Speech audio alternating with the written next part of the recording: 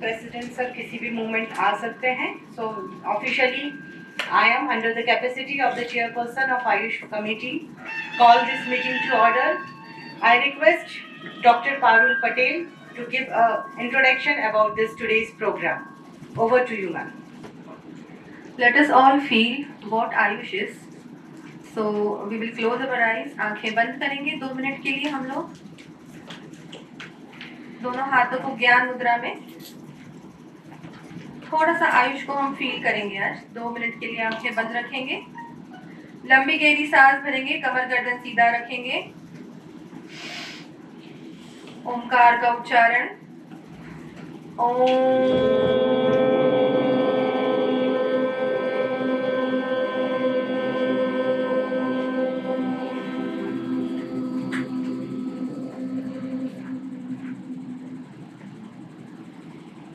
एकदम शांत.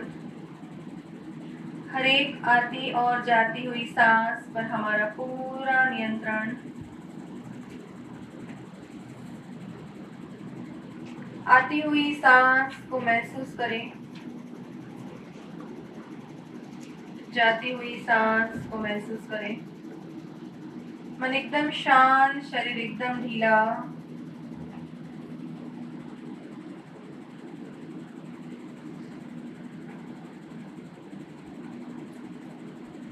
पर अच्छी सी स्माइल. हर एक क्षण को महसूस करें.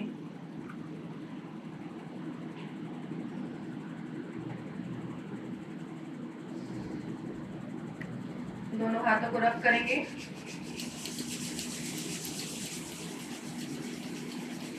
संपूर्ण ऊर्जा को बंद आंखों पर लगाएं. संपूर्ण शरीर में कोमलता से आंखें खोलें.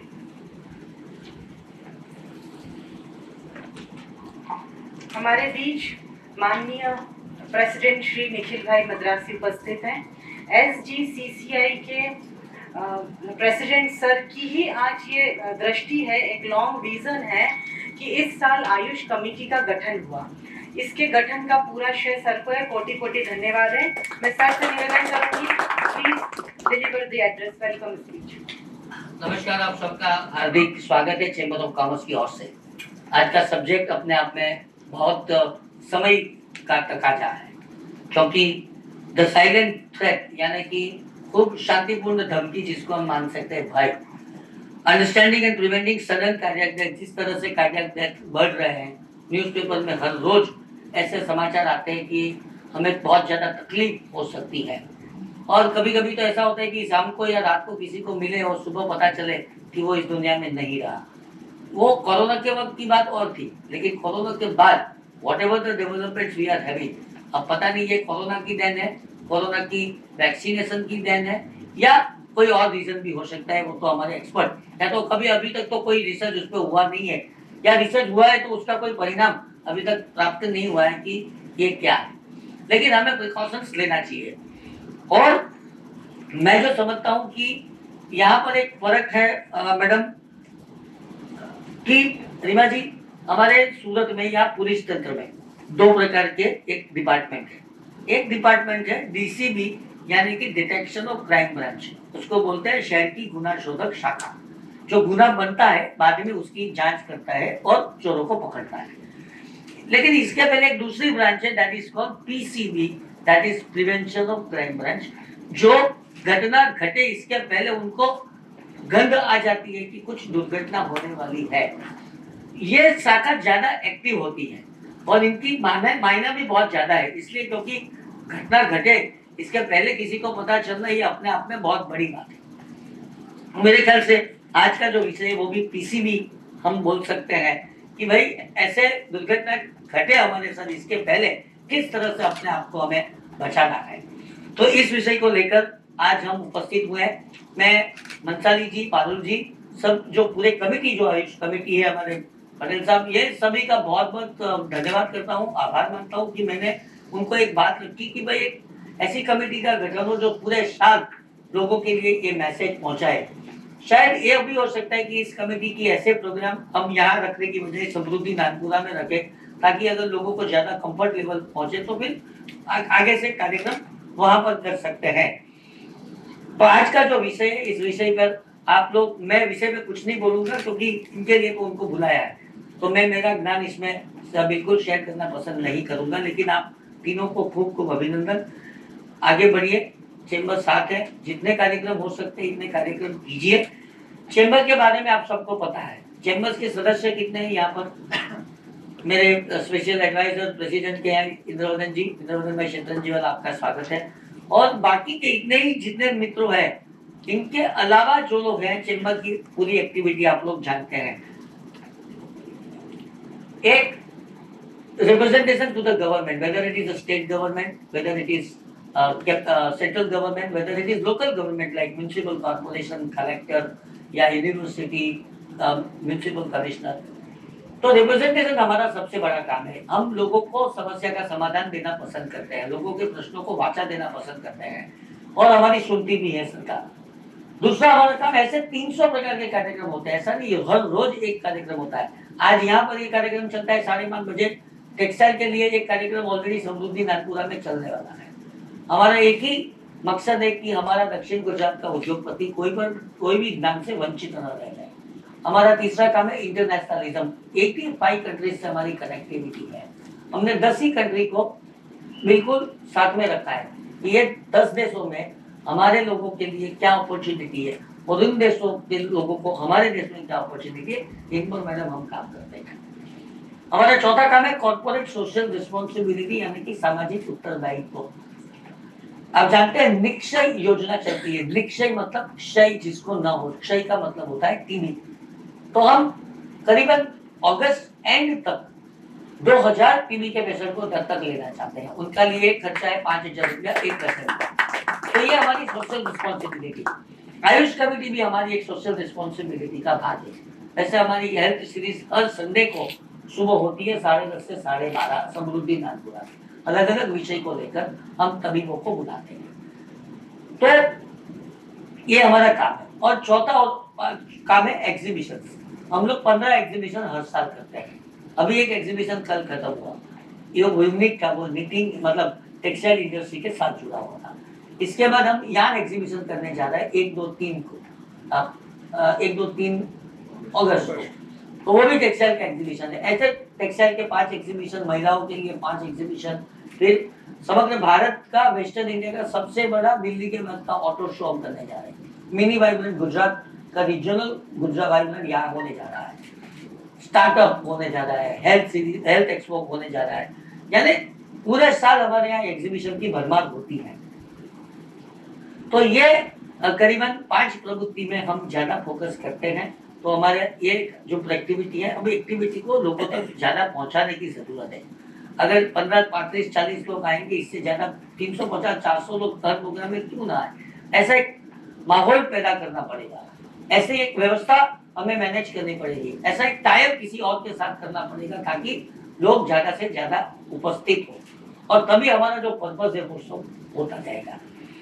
डॉक्टर रीमा अग्रवाल जी, जो आप clinical dietitian and functional medicine doctor है, आपका ज्ञान आप हम शेयर करेंगे तब आपका बिल्कुल हम आपके विषय के बारे में कुछ बताने का इसलिए पसंद नहीं करते कि आप इतने विद्वान हैं, तो आप ही इस बारे में बताएंगे तो हमें बड़ा आनंद होगा और वही उचित भी होगा। तो इन शब्दों के साथ आप सबका, डॉक्टर रीमा जी का स्वागत करते हुए मुझे बड़ी प्रसन्नता होती है, और मैं बुके और स्मृति भेंट से मैडम रीमा जी का स्वागत करता हूँ। आज मेरे साथ मेरे acting honorary secretary Bhavesh Tailor ji भी साथ उपस्थित है। मैं उनका भी स्वागत करता हूँ, डॉक्टर दिवेश भाई, और सभी दोस्तों का हार्दिक स्वागत।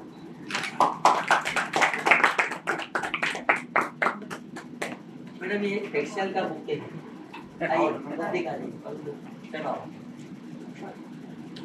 ये टेक्सटाइल का बुके है।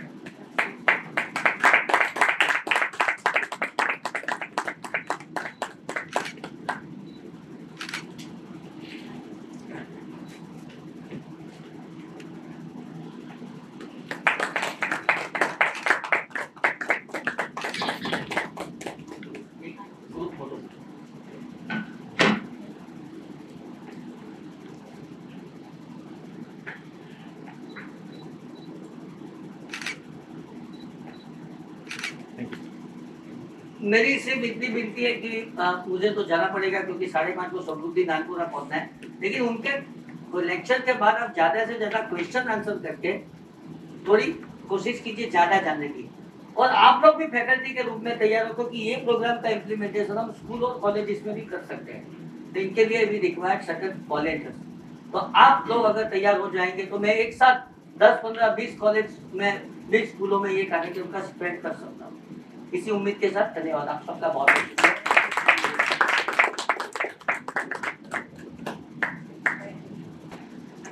Yes.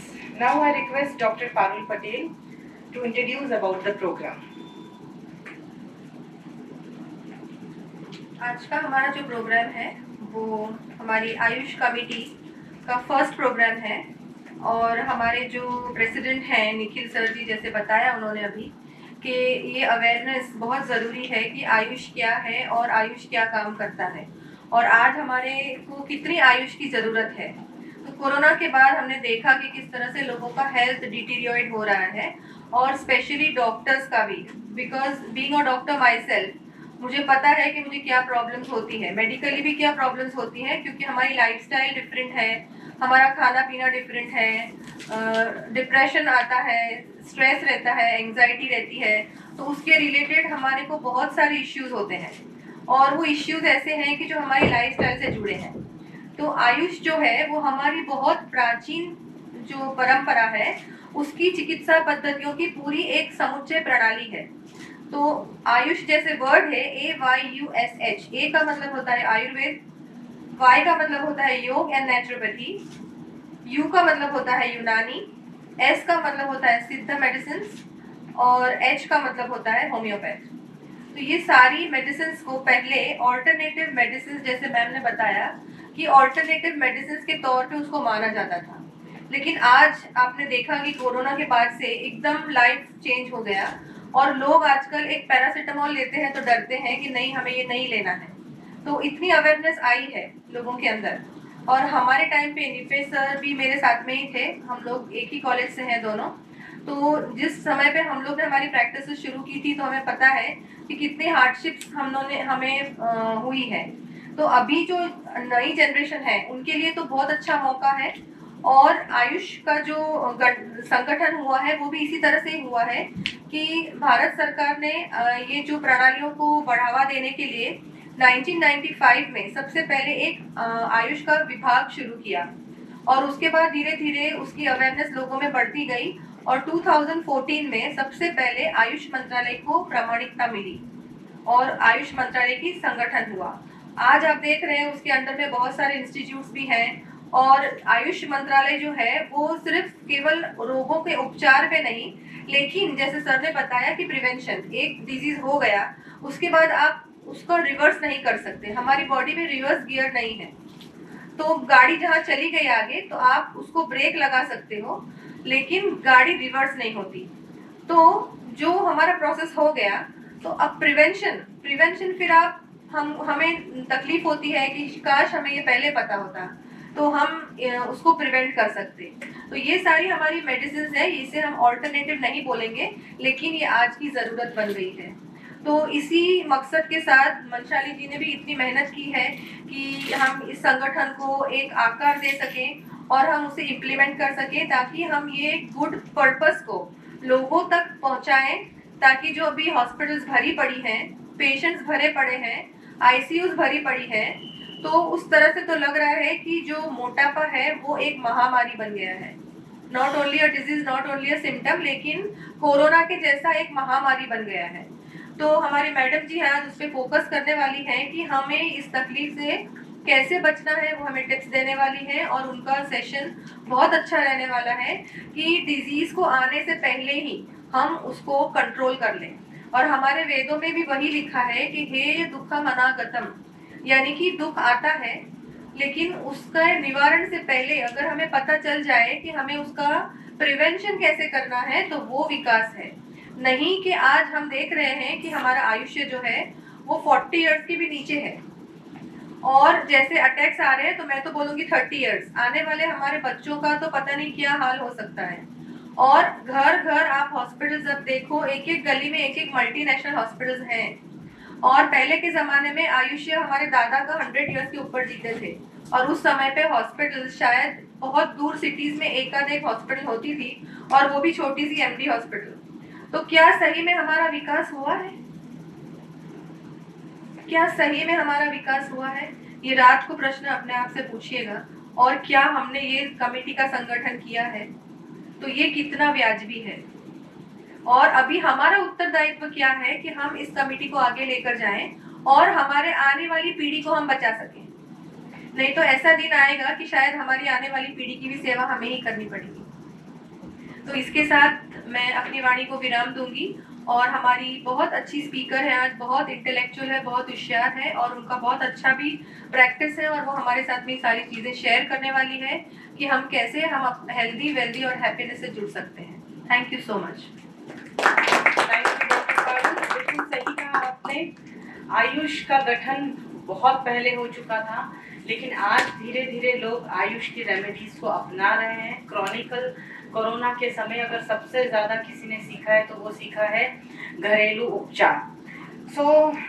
आज की हमारी स्पीकर डॉक्टर रीमा अग्रवाल, जिनके बारे में हम जान चुके हैं, जिनसे हम इंटरेक्ट कर रहे हैं, एक ऑफिशियली इंट्रोडक्शन में देना चाहूँगी, जो कि एक फंक्शनल मेडिसिनल डॉक्टर है, क्लिनिकल डाइटिशियन है, specialise personalise system based nutrition and lifestyle investigation intervention करने वाली महिला है, जो विगत 15 सालों से या शायद ज़्यादा 15 सालों से सभी पेशेंट उनसे जुड़े हुए, न सिर्फ पेशेंट बल्कि अगर हम उनके मित्र भी हैं तो वो तुरंत ये मेडिसिन नहीं लेना है, इसकी जगह ये आप इस्तेमाल कीजिए, डाइट में ये करेक्शन कीजिए।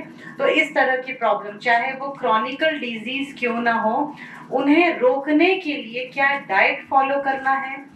आज का जो हमारा सब्जेक्ट है, साइलेंट थ्रेट, धीमी धीमी आहटों से आता हुआ एक खतरनाक मॉन्स्टर, उसे हम कैसे पहचान सकते हैं, उसे कैसे रोक सकते हैं, इस पर प्रकाश डालेंगी। मैं रिक्वेस्ट करूंगी डॉक्टर रीमा से। Now floor is yours. Thank you ma'am. Thank you so much everyone for having me. काफ़ी हमारा वॉर्म एक इनफॉर्मल सेशन तो हो चुका है, अब थोड़ा सा एक फॉर्मल इंट्रोडक्शन के साथ शुरुआत करते हैं। Good evening, ladies and gentlemen. It's an absolute honor to stand before you today on the esteemed platform of South Gujarat Chamber of Commerce and Industries. I extend my heartfelt gratitude to the organizers and honorable members of SGCCI for giving me this opportunity, and special thanks to Mr. Nikhil Madrasi, President of SGCCI. हालांकि मुझे अब लग रहा है कि वो president of prevention crime branch भी हैं, तभी उन्होंने हमें ये प्लेटफॉर्म भी दिया है। Special thanks to doctor Manshali ji for giving me this platform and the opportunity, and the entire team of Ayush committee and chamber of commerce. मुझे लग रहा है कि बहुत सौभाग्य की बात है कि हमें इस प्राइम प्रिवेंशन जो ब्रांच है उसका हमें दायित्व दिया गया है कि हम इस समाज में कोई ना कोई बदलाव लाएं, और मुझे लगता है उसकी शुरुआत हो चुकी है। और जिस दिन हम ये सारी जो हमारी मोडालिटीज़ हैं जिनका जिक्र डॉक्टर पारुल ने भी किया, अगर हम उनको जिस दिन हमें ऑल्टरनेटिव टाइटल हटा दिया जाएगा और हमें मेन स्ट्रीम मेडिसिन में डाल दिया जाएगा, मुझे लगता है कि वो हमारा जो है फाइनल जो है एक डेस्टिनेशन है जहाँ तक हमें पहुँचाना है समाज को, कि जहाँ पे इन सारी मोडालिटीज़ को, इन सारी पद्धतियों को जो है जो हमारी मोडालिटीज़ है ट्रीटमेंट की, इनको ऑल्टरनेटिव नहीं बल्कि मेन स्ट्रीम ट्रीटमेंट का हिस्सा बना दिया जाए। Thank you. ओके, चलिए अब थोड़ा हम आज जो है अपनी टॉपिक की शुरुआत करते हैं। थोड़ा सा लंबे है, कोशिश करूंगी कि इसको थोड़ा सा मैं जो है शॉर्ट में इसको समराइज कर पाऊँ। हम अक्सर अपनी प्रोडक्टिविटी, परफॉर्मेंस और प्रोग्रेस को लेकर तो बहुत ज़्यादा फोकस रहते हैं, लेकिन इन सब चीज़ों को जो चीज़ सस्टेन करती है हमारी हेल्थ, उसको हम अक्सर निगलेक्ट कर देते हैं। तो ये देखा गया है कि हेल्थ को जो है हम लोग सबसे लास्ट में हम लोग जो है रख देते हैं, और बाकी सारी चीज़ें हमारे लिए बहुत ज़्यादा मायने रखने लगती हैं।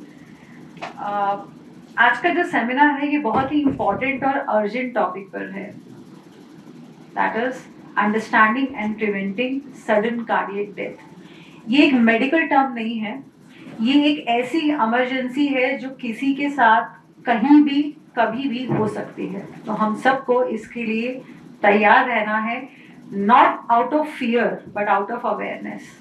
ये ज़्यादातर लोगों को लगता है कि ये बहुत ही, अगर हम इसके बारे में चर्चा करेंगे तो बहुत ज़्यादा ना हम फियर में आ जाते हैं, तो फियर की जो अप्रोच है वो सही नहीं है। हमें अवेयरनेस के लिए जो है इस सब्जेक्ट को थोड़ा सा हम इसकी डीप इंसाइट्स जो है समझेंगे, इस सब्जेक्ट को थोड़ा सा जो है हम डिटेल में अंडरस्टैंड करेंगे, ताकि हम सब आगे आने वाले समय के लिए तैयार रहें और इस समस्या का कहीं ना कहीं हम सॉल्यूशन ढूंढ पाए, ताकि ये जो रेशो जो बढ़ रहा है वो घटना शुरू हो जाए, ग्राफ डाउनफॉल में जाना शुरू हो जाए, जो कि डेफिनेटली मुमकिन है। और डेफिनेटली अगर हम टाइमली एक्शन और प्रिवेंशन के साथ चलेंगे तो हम बहुत ज़्यादा अपनी हेल्थ को होलिस्टिकली जो है हम लोग क्योर कर पाएंगे। इस सेशन के थ्रू आज हम समझेंगे कि सडन कार्डियक अरेस्ट जो है उसके मेन कॉजेस क्या होते हैं, हार्ट अटैक और कार्डियक अरेस्ट में क्या डिफरेंस है, क्योंकि दोनों की जो अप्रोच है वो बहुत डिफरेंट है।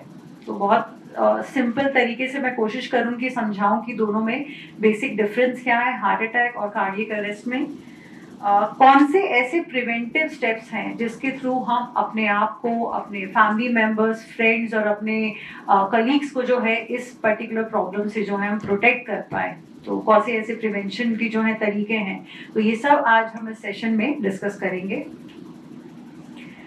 सबसे पहले थोड़ा सा हम जो है डेटा चेक कर लेते हैं। जैसे मैंने पहले भी कहा कि not out of fear but out of awareness, तो अवेयरनेस बहुत ज़रूरी है, तभी हम इसकी सीरियसनेस को समझेंगे।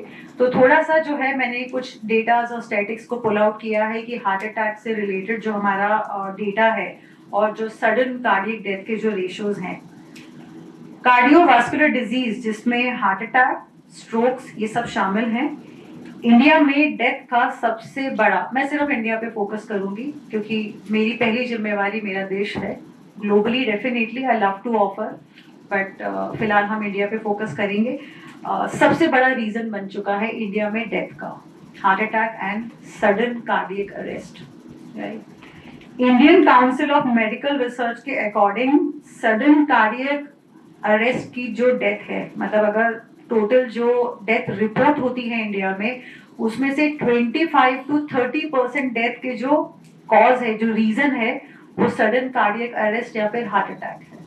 बहुत बड़ा वेटेज है कि अगर 100 लोग अगर उनकी डेथ रिपोर्ट हो रही है तो उसमें से 25 लोग जो है इस वजह से उनकी मौत हो जाती है।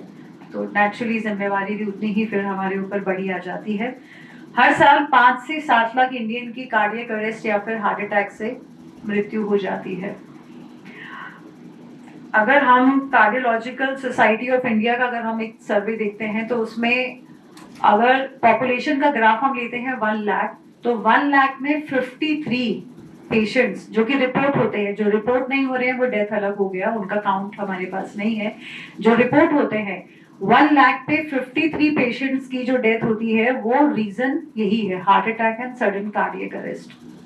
अब अगर हम इस रेशो को अपनी पॉपुलेशन से कन्वर्ट करते हैं, 140 करोड़ की जनसंख्या हमारे देश की है, तो 5 से 7-8 लाख जो है हर साल लोग उनकी डेथ हो जाती है इन्हीं 2 वजहों की वजह से। और आजकल हम ये देख भी रहे हैं कि कहीं से भी न्यूज आ जाती है कि सडनली कोई पर्सन कोलैप्स हो गया और उसकी डेथ हो गई।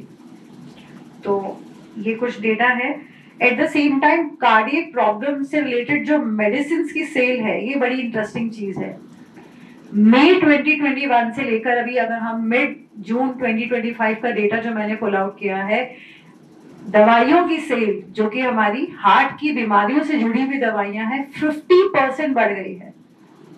तो ये भी क्लियरली इंडिकेट करता है कि हार्ट रिलेटेड इश्यूज जो है वो बढ़ रहे हैं डे बाय डे। तो ये हमारे लिए एक डेफिनेटली कंसर्न का विषय है, इसको हम आंख बंद करके इग्नोर नहीं कर सकते हैं। अगेन रिपीट करूंगी, फियर नहीं बट अवेयरनेस से जानना जरूरी है। अवेयरनेस की अप्रोच हम रखेंगे क्योंकि फियर जो है वो सिर्फ हमें एक नेगेटिव माइंडसेट देता है और अवेयरनेस हमें एक पॉजिटिव एटीट्यूड देती है उस पर्टिकुलर सिचुएशन या कंडीशन से फाइट करने के लिए। एक और बहुत सैड सी चीज है कि जो चीज मैंने पहले भी हमारा जब इनफॉर्मल डिस्कशन हो रहा था मैंने उसमें मेंशन किया था कि जो सर्वाइवल रेट है सडन कार्डियक डेथ्स का, वो इंडिया में 2% से भी कम है। वेरएज ग्लोबली हम देखते हैं तो 10 से 12% लोग, अगर वो ऐसी सिचुएशन, ऐसे इवेंट अगर उनके साथ होता है कि जहाँ पे सडन कार्डियक अरेस्ट आया है, तो ऐसे में 10 से 12% लोग सरवाइव कर जाते हैं।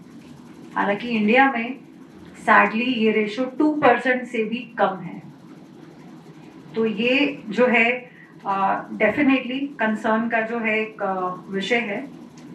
जैसे कि हमारा आज का टॉपिक है understanding and preventing sudden cardiac arrest. तो प्रिवेंशन की बात तो हम डेफिनेटली करेंगे, वही हमारी जिम्मेवारी है, वही हमारा मेन काम है। लेकिन प्रिवेंशन से पहले अंडरस्टैंडिंग बहुत जरूरी है। जैसे मैंने पहले भी कहा कि ब्रेन को लॉजिक्स चाहिए। अगर आप समझेंगे इस पर्टिकुलर कंडीशन को, तो प्रिवेंशन जो है वो साइंटिफिकली आपको समझ में आएगा कि हम क्यों कर रहे हैं। तो थोड़ा सा पहले हम इस कंडीशन को अंडरस्टैंड करते हैं। सबसे पहले हार्ट अटैक और कार्डियक अरेस्ट का डिफरेंस मुझे लगता है हर एक कॉमन पर्सन को, हर इंडिविजुअल को पता होना चाहिए। हार्ट अटैक बेसिकली एक ऐसी सिचुएशन है जहाँ पे जो हमारा ब्लड का जो फ्लो है, जो ऑक्सीजनेटेड ब्लड होता है, वो हार्ट तक पहुंचना बंद हो गया, प्लाक जमा हो गया, ब्लॉकेजेस आ गए, आपकी जो कॉर्नरी आर्टरी है, जो सबसे अहम आर्टरी होती है हार्ट की, वो ब्लॉक हो गई, और वहां तक आपका जो ऑक्सीजनेटेड ब्लड है, मतलब ऑक्सीजन से भरा हुआ जो ब्लड है, जब वो हार्ट तक नहीं पहुंचता है तो सडन आपको जो है उसमें हार्ट अरेस्ट, मतलब हार्ट की डेथ शुरू हो जाती है। धीरे धीरे उसके सेल्स मर रहे हैं और आप एक सिचुएशन में स्लिप हो जाते हैं जिसे हम बोलते हैं हार्ट अटैक। इसके कुछ ऑनसेट सिम्टम्स भी होते हैं जिसकी नॉलेज हमें होनी चाहिए, ताकि अगर आसपास किसी के साथ वो सिचुएशन हो रही है तो शायद हम उसको हेल्प कर पाए। क्योंकि आमतौर से लोग सोचते हैं कि ये मेडिकल प्रोफेशनल्स का ही काम है, बट जैसे मैंने कहा समस्या बड़ी है तो सबको जिम्मेवारी लेनी होगी।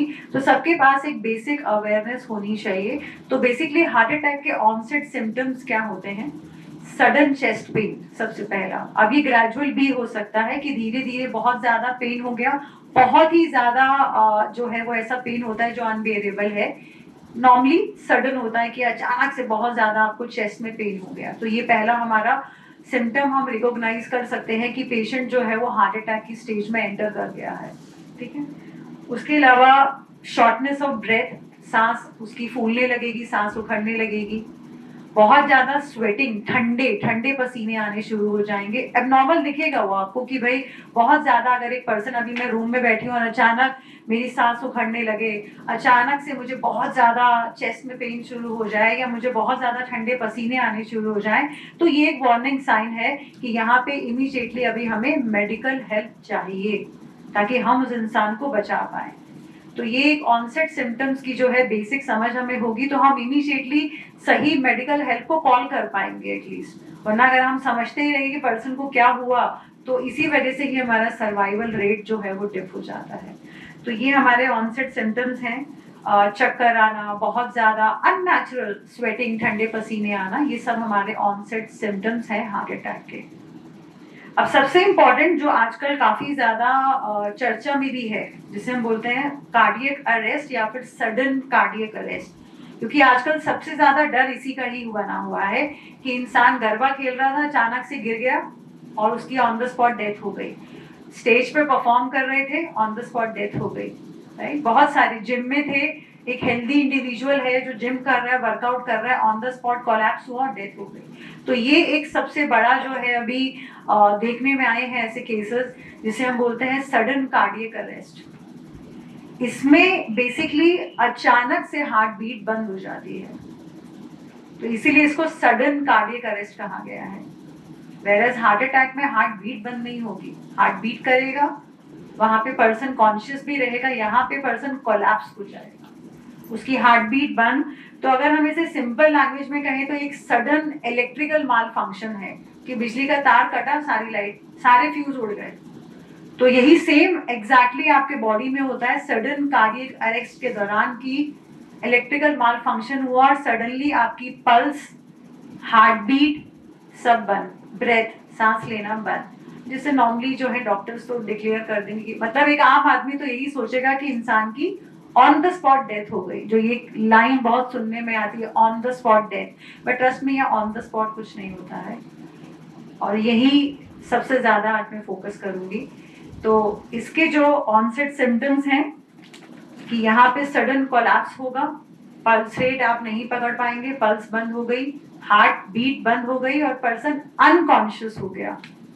हार्ट अटैक में पर्सन कॉन्शियस है, उसकी हार्ट बीट कर रही है, लेकिन दूसरे सिम्टम्स हैं जो कि अननेचुरल हैं कि ठंडे पसीने, बहुत ज्यादा चेस्ट में पेन, जॉ लॉक हो जाना, नेक में बहुत पेन या फिर आपके बैक में बहुत सीवियर अनबेरेबल पेन, मतलब जो नेचुरल नहीं है। लेकिन सडन कार्डियक अरेस्ट में इलेक्ट्रिकल माल फंक्शन हो जाता है जिसमें सडनली हार्ट बीट बंद हो जाती है। तो इसका ऑनसेट सिम्टम पर्सन कोलैप्स हो गया आपके सामने। इंपॉर्टेंट पॉइंट ये है कि हार्ट अटैक, हालांकि कार्डियक अरेस्ट एक अलग कंडीशन है, लेकिन हार्ट अटैक कार्डियक अरेस्ट में कन्वर्ट हो सकता है। तो इसीलिए मेडिकल हेल्प में हम देरी अफोर्ड नहीं कर सकते हैं। दोनों कंडीशंस अलग हैं, लेकिन कभी कभी किसी पेशेंट को हार्ट अटैक जब आता है तो कुछ मिनटों या कुछ सेकंड्स या कुछ देर के बाद उसको कार्डियक अरेस्ट भी हो सकता है। तो ये एक इम्पॉर्टेंट पॉइंट है जो हमें समझना है। अब इसके रूट कॉजेस क्या क्या हो सकते हैं, क्या क्या कारण हो सकते हैं कि कोई भी पेशेंट इस सिचुएशन में फॉल कर जाता है। तो सबसे पहला तो जो मेरा फेवरेट सब्जेक्ट है दैट इज अनहेल्दी डाइट, और ये स्पेशली एप्लीकेबल है उन लोगों में जो यंग लोगों में हम देख रहे हैं कि लाइक 40 साल से 50 साल से उम्र के कम लोगों को हार्ट अटैक या फिर सडन कार्डियक अरेस्ट हो रहा है। तो उसका सबसे बड़ा जो रीजन है, जो कि हमने पहले डिस्कस भी किया, कि जो डाइटरी पैटर्न में जो चेंजेस हुए हैं, एक सबसे बड़ा कॉज है। क्योंकि एक टर्म यूज करते हैं प्री मैच्योर प्लाक फॉर्मेशन, मतलब आपकी आंतड़ियों में जो आपकी जो हार्ट की जो आर्टरीज हैं उसमें बहुत सारा प्लाक जमा हो जाता है प्री मैच्योर, मतलब एक ओवर टाइम बायोलॉजिकली आप अपनी उम्र जी रहे हैं, धीरे धीरे थोड़ा प्लाक जमा हो रहा है। देखिए कचरा तो बॉडी निकालेगी और एक्सक्रीटरी ऑर्गन हो सकता है कहीं ना कहीं कभी ड्रॉप हो तो थोड़ा आपके शरीर में जो है वो मल तो जमेगा, कचरा जमेगा ओवर द पीरियड। अब ये ओवर द पीरियड, जैसे मंशाली जी और डॉक्टर पारुल ने भी मेंशन किया कि पहले जो हमारा जो एक लाइफ स्पैन था वो 100-110 आराम से लोग जीते थे, क्योंकि वो अपनी एक नेचुरल लाइफ का जो एक डेपोजिशन है। देखिए मृत्यु तो मतलब वो बोलते हैं ना कि हर इंसान की होनी ही है। एक पेड़ भी जो है वो अपनी लाइफ स्पैन जीता है जिसमें पत्ते आते हैं, नए होते हैं, फिर पुराने झड़ते हैं, और वो धीरे धीरे बायोलॉजिकली जो है हमारे ऑर्गन्स की एजिंग होगी, जिससे हम बोलते हैं कि एक नेचुरल एजिंग प्रोसेस, वो ठीक है। वहां पे अगर आपका धीरे धीरे ओवर द पीरियड आपका हल्का हल्का प्लाक जमा होता है, लेकिन अभी प्री मैच्योर प्लाक फॉर्मेशन जो है उसका मेन कॉज ही आपका डाइट है, जिसमें आप जो जंक फूड आप खा रहे हैं, जो आप प्रोसेस फूड खा रहे हैं, जितने भी आप फ्रोजन फूड, केन फूड जो डब्बों में आते हैं, या जितने भी फ्रोजन आजकल ये जो मैक आलू टिक्कीज और ये सब फ्रोजन फूड जो मार्केट में आराम से बिक रहे हैं और सारे पार्टीज में क्विकली सर्व कर दिए जाते हैं, ये सारे जो डाइटरी पैटर्न है ये सबसे मेन रूट कॉज है आपके प्री मैच्योर प्लाक फॉर्मेशन का, और इसी वजह से यंग लोगों में ये समस्या बढ़ रही है। तो पहला हमारा जो रूट कॉज है that is unhealthy diet, right. उसके बाद जो है ICMR जो है उन्होंने कुछ हमारे साथ डेटा शेयर किया है अपना, जिसको ब्लड प्रेशर है, मतलब ऑलरेडी आपके पास कॉमोर्बिडिटीज हैं, कंडीशंस हैं आपकी, तो नेचुरली आपकी जिम्मेवारी बढ़ जाती है कि आपको अपने शरीर का एक्स्ट्रा ध्यान आपको देना होगा कि अगर आपको ऑलरेडी हाइपरटेंशन ब्लड प्रेशर है तो आपके हार्ट अटैक या फिर सडन कार्डियक अरेस्ट के चांसेस 27% बढ़ जाते हैं as compare to other individuals. तो definitely it demands little extra care. Again फिर रिपीट करूंगी, not out of fear but out of awareness, कि जिम्मेवारी हमें अपने शरीर की खुद ही लेनी है। अगर डायबिटीज है तो 16% चांसेस आपके बढ़ जाते हैं as compare to other individuals कि आप ऐसी स्थिति में आप एंटर कर सकते हैं जहां पे आपको हार्ट अटैक या सडन कार्डियक अरेस्ट आ सकता है। अगर कॉन्स्टेंटली आपका कोलेस्ट्रॉल हाई रहता है, अब ये एक बहुत ही ज्यादा जो है सब्जेक्टिव टॉपिक है, बहुत डिटेल में नहीं जाऊंगी, समय की भी हमारे पास जो एक लिमिटेशन है, बट अगर एक मैं शॉर्ट में आपको कहूँ तो कोलेस्ट्रॉल में आपने देखा होगा लिपिड प्रोफाइल का ब्रेकडाउन होता है, HDL, LDL, ट्राइग्लिसराइड्स, आप सबने ध्यान दिया होगा। तो इसमें सबसे अहम जो हमें ध्यान देना है that is triglycerides and VLDL। क्योंकि ये फ्लोटिंग लिपिड है, मतलब ये ब्लड में फ्लोट करते रहते हैं, तो ये ज्यादातर प्लाक में जल्दी डिपॉजिट आपके आर्टरीज के आजू बाजू जल्दी डिपॉजिट हो जाते हैं प्लाक के फॉर्म में। तो ट्राइग्लिसराइड्स और VLDL अगर आपके कॉन्स्टेंटली हाई रहते हैं तो 25% आपके चांसेस बढ़ जाते हैं हार्ट अटैक आने के या सडन कार्डियक अरेस्ट होने के। तो कोलेस्ट्रॉल को मैनेज करना बहुत जरूरी है।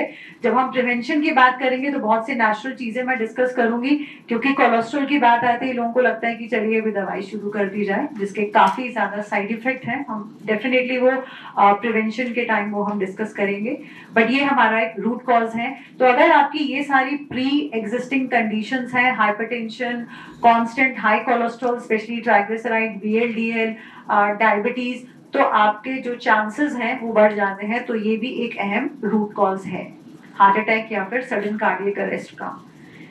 लाइफस्टाइल फैक्टर्स भी रिस्पॉन्सिबल हैं। सेडेंटरी लाइफस्टाइल, आप काफी हद तक इनएक्टिव रहते हैं। अब इसमें भी एक सबसे बड़ा जो मिथ है, लोगों को लगता है हमने 1 घंटा जिम कर लिया बस, अब पूरा दिन हमें सोफे पे, बेड पे, चेयर पे बैठने की आजादी मिल गई क्योंकि हमने तो 1 घंटा वर्कआउट कर लिया।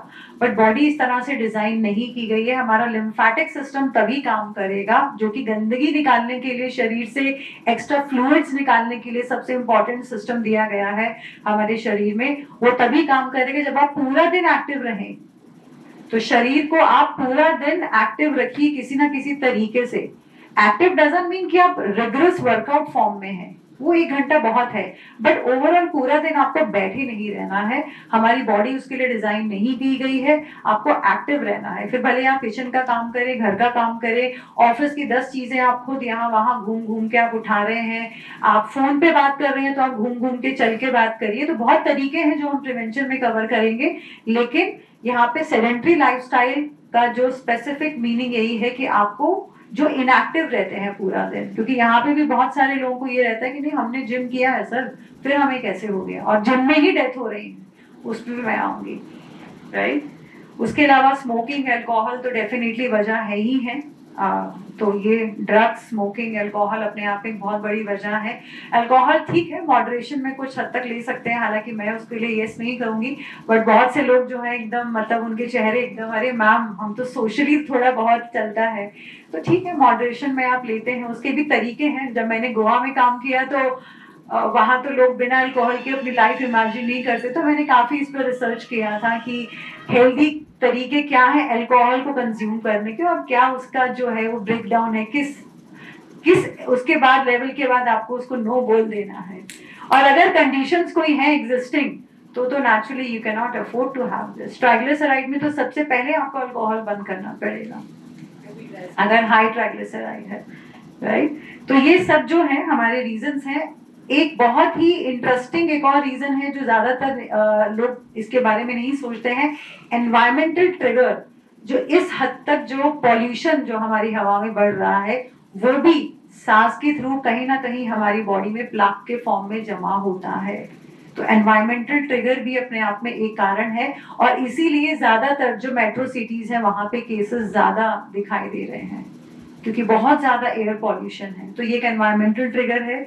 उसके अलावा कुछ हिडन मेडिकल इश्यूज भी हो सकते हैं, क्योंकि अगेन ज्यादातर लोग को लगता है कि अगर हम टेस्ट कराएंगे तो उसमें कुछ निकल गया तो प्रॉब्लम शुरू, फिर तो भाग दौड़ करनी पड़ जाएगी, डॉक्टर्स को सुनना पड़ेगा, तो टेस्ट ही मत कराओ। तो उस वजह से वो जो फियर है, उसकी वजह से जब आप रेगुलर अपनी जो है आप अपने नंबर्स को ट्रैक नहीं करते हैं, तो वहां भी बहुत सारे हमारे जो हिडन मेडिकल इश्यूज रह जाते हैं, तो वो भी एक वजह बन जाते हैं हार्ट अटैक या फिर कार्डियक अरेस्ट आने के। तो ये बहुत सारे ऐसे हिडन मेडिकल इश्यूज हैं, जैसे स्पेशली रोमैटिक हार्ट डिजीज है। उसके अलावा ऑटोइम्यून कंडीशंस, जहाँ पे आपका खुद का शरीर अपने ही शरीर को मारना शुरू कर देता है, जिसे हम ऑटोइम्यून कंडीशंस कहते हैं। तो बहुत सी ऐसी कंडीशंस हैं जो साइलेंटली इग्नोर होती हैं, और वो सरफेस पे तब आती है जब वो इवेंट क्रिएट हो जाता है। मेरे पास बहुत से पेशेंट्स आते हैं कि मैम ये सब प्रॉब्लम है, बट उनको पता ही नहीं है कि उनको थायराइड हो गया या शुगर हो गया, क्योंकि उन्होंने कभी टेस्ट नहीं कराए हैं। तो जब हम लोग डायग्नोस्टिक पे जाते हैं तो वो उनके जो सिम्टम्स हैं और उनके जो ब्लड वर्क है वो कोरिलेट हो जाता है। तो क्लिनिकल सिम्टम्स जो है वो कोरिलेट होते ही हैं, आपके नंबर्स सब दिखा देते हैं, नंबर्स झूठ नहीं बोलते हैं, राइट। बट हम उन नंबर से डरते हैं। तो इसीलिए हिडन मेडिकल इश्यूज भी एक वजह बन जाते हैं। जेनेटिक फैक्टर्स भी होते हैं। अनफॉर्चुनेटली आपका जो है अगर जेनेटिकली कोई इश्यूज के साथ जो है अगर आप बॉर्न हुए हैं तो वहाँ भी आपकी जो वनरेबिलिटी है वो बढ़ जाती है हार्ट अटैक या फिर सडन कार्डियक अरेस्ट के लिए। जैसे कि अरिथमिया होता है जिसमें हार्ट का जो रिदम है वो जो प्रॉपर नहीं रहता है, एबनॉर्मल सा हो जाता है हार्ट का रिदम, तो ये भी एक बर्थ डिसऑर्डर है। उसके अलावा सीपीवीटी है, थोड़े से ये टेक्निकल टर्म्स हैं जिसमें ये एक जो है जैसे भी बहुत से केसेस हमने सुने हैं कि सडनली जिम में हार्ट अटैक हो गया। तो देखिए नॉर्मली मीडिया उसको सेंशलाइज करती है कि अरे कोविड वैक्सीन ये सारे कॉजेज होंगे और अब तो बस लोग मर रहे हैं, लेकिन उसके पीछे की वजह वो कभी इन्वेस्टिगेट, नेशनली उनका एरिया नहीं है, वो नहीं करते हैं। हालांकि मुझे लगता है उनकी जिम्मेवारी है कि उनको ये रिपोर्ट्स निकालनी चाहिए आगे मीडिया में कि ये क्या उनका रूट कॉज था। तो सीपीवीटी एक ऐसी कंडीशन है जहाँ पे ड्यूरिंग द एक्सर्शन, जब आप कोई ऐसा वर्कआउट कर रहे हैं तो सडनली हार्ट का जो आपका जो रेट है बहुत ज्यादा बढ़ जाता है as compare to normal individual. MHR तो होगा, देखिए आपका हार्ट रेट तो ऊपर जाएगा जब आप वर्कआउट करेंगे, आप ट्रेडमिल पे भागेंगे, आप जॉगिंग करेंगे, लेकिन उनका एबनॉर्मली हाई हो जाता है। ये एक जेनेटिक डिसऑर्डर है। तो यू नेवर नो कि कोई ऐसी स्थिति उनकी हो, कोई ऐसा जेनेटिक डिसऑर्डर हो जिसकी वजह से उनको जिम में वो जब उन्होंने वो वर्कआउट परफॉर्म किया बिना किसी मॉनिटरिंग के या आउट ऑफ इग्नोरेंस या आउट ऑफ एक्साइटमेंट, तो वो एक वजह रही हो उनके सडन कार्डियक अरेस्ट की। तो जेनेटिक फैक्टर्स भी जो है अपना एक रोल प्ले करते हैं। तो ये सारे जो हैं ये कॉजेज हैं कि किस वजह से ये कंडीशंस में कोई एक पेशेंट स्लिप हो सकता है। अब क्योंकि उसका नाम ही है ये सडन कार्डियक अरेस्ट, तो क्या ये वाकई सडन होता है हार्ट अटैक या फिर cardiac arrest? Are they actually sudden या कोई ना कोई हमारी बॉडी हमें अर्ली साइंस देती है?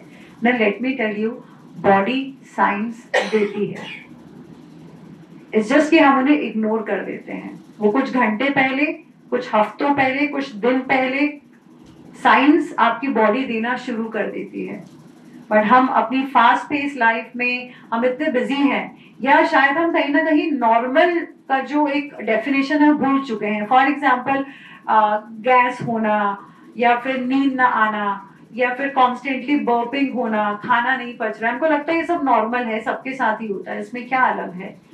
बट यू नेवर नो कि ये सारे जो तरीके हैं आपकी बॉडी आपसे कम्युनिकेट कर रही हो, बट हम उन साइंस को इग्नोर करते चले जाते हैं।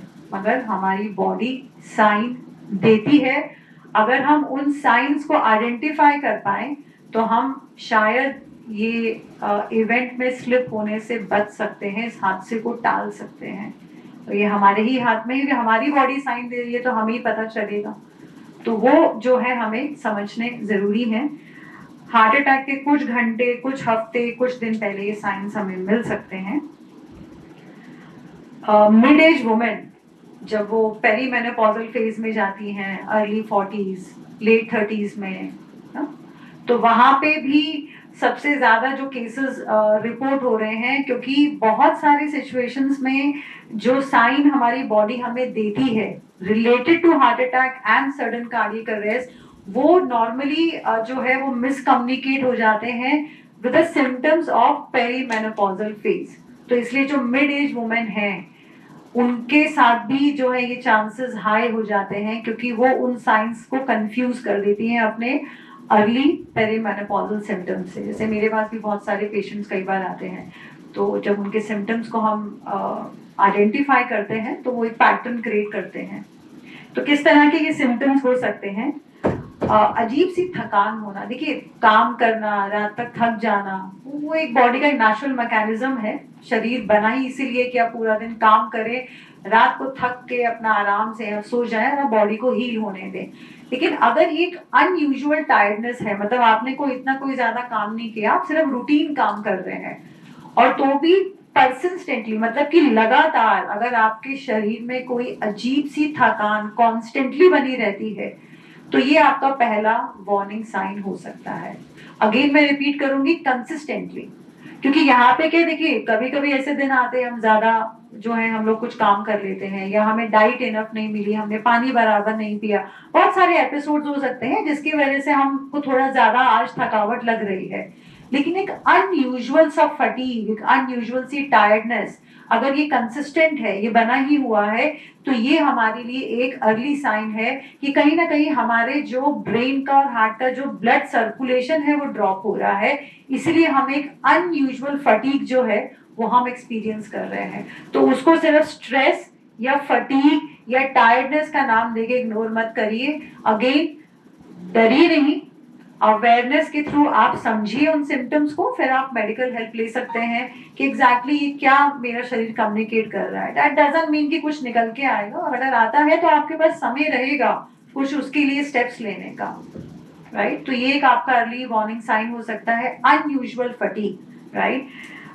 नींद में दिक्कत, ये आजकल सबको ही प्रॉब्लम है, सबको ही सोने में प्रॉब्लम हो रही है, और उसका मेन वजह यही है, जैसे वीक सर ने भी पूछा था स्टार्टिंग में कि जो है बेसिकली कब सोना चाहिए। तो लेट अगर हम सोएंगे तो नेचुरली जब हमने अपना सर्केडियन रिदम मिस कर दिया, या हम लेट नाइट में बहुत सारी ऐसी एक्टिविटी कर रहे हैं जिसमें हमारा ब्रेन बहुत एक्टिवेट हो जाए, तो सोने में दिक्कत तो आएगी ही। बहुत ज्यादा रेडिएशंस का एक्सपोजर हमने पूरे दिन में लिया, हमने प्रॉपर पूरे दिन में अपने बॉडी को हाइड्रेट नहीं रखा, इनफ पानी नहीं पिया, 70% शरीर में पानी है, तो अगर हमारी बॉडी डिहाइड्रेट हो गई थ्रू आउट द डे, तो ऐसी सिचुएशंस में नींद कॉम्प्रोमाइज होगी ही आपकी। लेकिन अगेन, अगर ये आपका कंसिस्टेंटली ये पैटर्न बना हुआ है कि आपकी लाइफ में कोई ऐसी तकलीफ नहीं है, देखिए नॉर्मल तकलीफ सबको है, सबको एक प्रोफेशनल पर्सनल स्ट्रगल्स होते हैं, लेकिन अगर आपकी लाइफ में कोई ऐसा एक्सट्रीम, कोई ऐसी कोई ट्रैजिक सिचुएशन नहीं हुई है प्रोफेशनली पर्सनली, और आप जो है एक नॉर्मल रूटीन अपना फॉलो कर रहे हैं, और आपका खान पान पानी वानी सब ठीक चल रहा है, लेकिन फिर भी आपको डेली आपको लग रहा है कि मुझे नींद ही नहीं आ रही है, या सोते सोते मैं अचानक से उठ के बैठ जाता हूँ, या एक अनजाना सा डर मुझे कुछ आ गया है दिमाग में, कुछ गलत होने वाला है, अगर ये चीज कांस्टेंट आपका शरीर आपसे कम्युनिकेट कर रहा है, तो ये भी एक वार्निंग साइन है। अगेन, कंसिस्टेंसी, आप बॉडी को आराम से ऑब्जर्व करिए। देखिए ओवरनाइट कुछ नहीं होता है, तो डर के बजाय अगर आप उसको सुनना शुरू करेंगे तो आप अपने शरीर को, अपनी बॉडी को, अपनी लाइफ को खुद हेल्प कर पाएंगे। So your body is basically screaming for help. आपका खुद का शरीर आपसे मदद मांग रहा है, मगर आप उसको हेल्प नहीं कर रहे हैं। हम खुद को नहीं हेल्प करेंगे तो किसी दूसरे को तो हेल्प करने की सिचुएशन में हम कभी होंगे ही नहीं, राइट। तो अगर कंसिस्टेंटली ये पैटर्न बना हुआ है, आपकी नींद बिगड़ रही है, तो इसको आप डेफिनेटली एक वार्निंग साइन की तरह ट्रीट करिए, आइडेंटिफाई करिए कि क्या वजह क्या है, रूट कॉज क्या है, राइट। उसके अलावा जो है, अगर आपको एक जो है इनडाइजेशन, हार्ट बर्न कॉन्स्टेंटली बना रहता है, तो भी जो है आपको इन सारे साइंस को इग्नोर नहीं करना है। इन शॉर्ट, अगर शरीर में, देखिए समय की कमी है, थोड़ा सा मैं इसको स्क्वीज करूंगी, अगर शरीर में कोई भी अननेचुरल सिम्टम कंसिस्टेंटली बने हुए हैं, उन्हें इग्नोर मत करिए, उनको आप प्रोफेशनल्स की हेल्प से आप आइडेंटिफाई करिए कि प्रॉब्लम क्यों है ये, राइट। तो ये बहुत ज्यादा इंपॉर्टेंट हो जाता है। अब मैं एक क्लोजिंग सबसे इंपॉर्टेंट ले लेती हूँ, प्रिवेंशन। हालांकि समय की कमी है, बट डेफिनेटली इंपॉर्टेंट एस्पेक्ट है।